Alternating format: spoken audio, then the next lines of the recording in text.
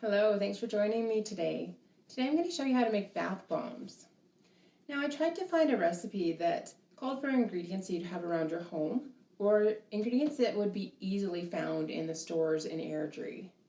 So we're going to start with 1 cup of baking soda, and to that we're going to add a 1/2 cup of citric acid. Now, the citric acid and baking soda, when they combine in the water, when you drop it in your bathtub, it creates a chemical reaction. And the bubbles that it produces are actually carbon dioxide. So to the baking soda and citric acid, we are going to add 1/2 cup of cornstarch and a 1/4 cup of Epsom salts.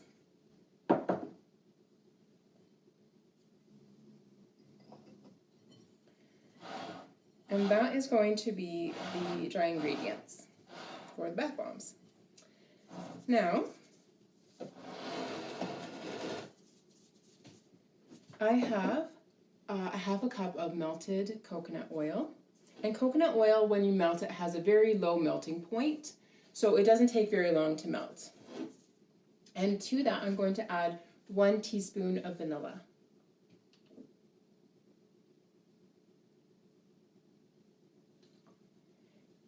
If you don't want to use vanilla, you could use water. And I'm going to add 15 to 20 drops of essential oil, and I'm using jasmine and lavender. Oh, I'm sorry, jasmine and bergamot and frankincense. I'm using frankincense as a base scent, just to give the scent a little more depth.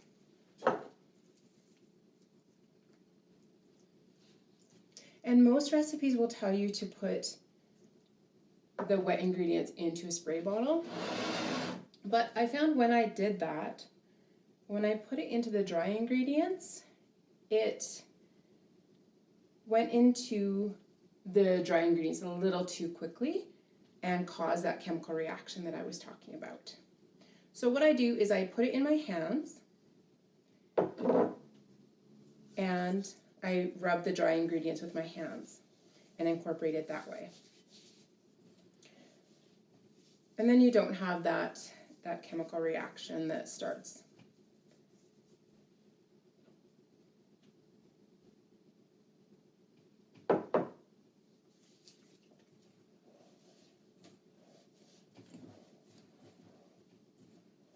Now the citric acid is actually derived from lemons and limes, so you're also going to have a bit of a citrusy smell in your bath bombs.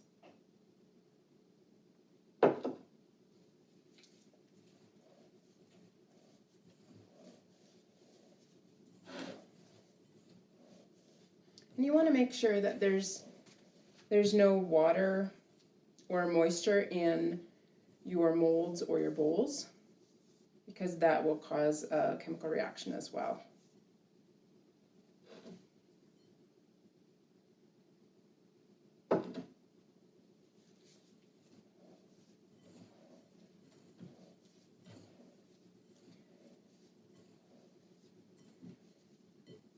And when you incorporate it, it's going to look crumbly. It's not going to, but it'll be crumbly, but it will hold its shape when you squeeze it together.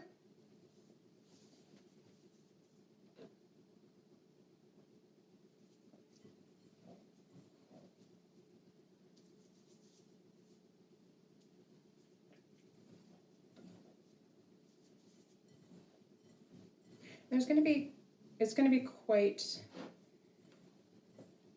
it's not going to be dry, but it's not going to be wet either, so.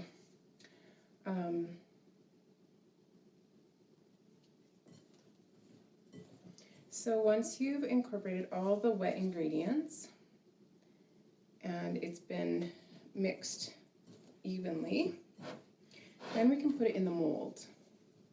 Now, I couldn't find my bath bomb molds And most people don't have them, but if you do want them, you can get them from, like I got mine from Amazon. So if you don't have them, that's okay. You can use muffin tins. I'm also going to use some plastic eggs. And you can add some dried flowers. To some of mine, I put lavender in them. I used some dried roses that I had. And it's really nice when it's floating in the water in your bath. Okay, so once that's all incorporated, you can see that when you squeeze it, it holds its shape. So we'll just use the plastic eggs right now. So put some in the top and the bottom. I'm gonna squeeze it in there quite good. And so you just want to have it firm enough that it holds its shape. Now when you open the eggs, it takes a little bit to get it out because you have to kind of turn it, but if it sticks, you could also put some coconut oil to grease them before you put it in. So just push really firmly and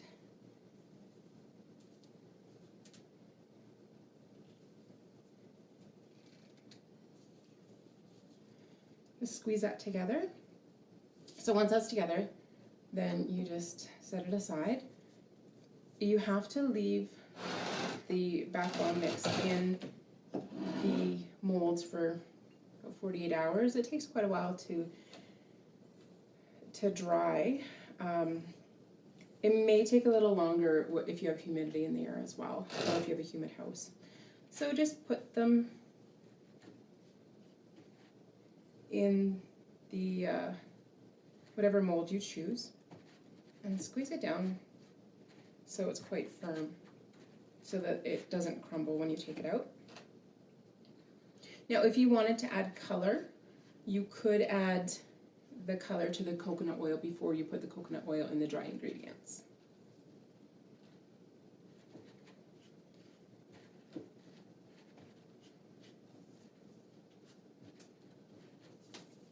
And so once it's in there, let it dry for 48 hours. And then this is what you get. So this is done in the mini muffin tins. And then this, I just had some small cups that I used. And I added some lavender and added a bit of coloring in those ones as well. So that is bath bombs. I hope you enjoyed it. Thanks for joining me.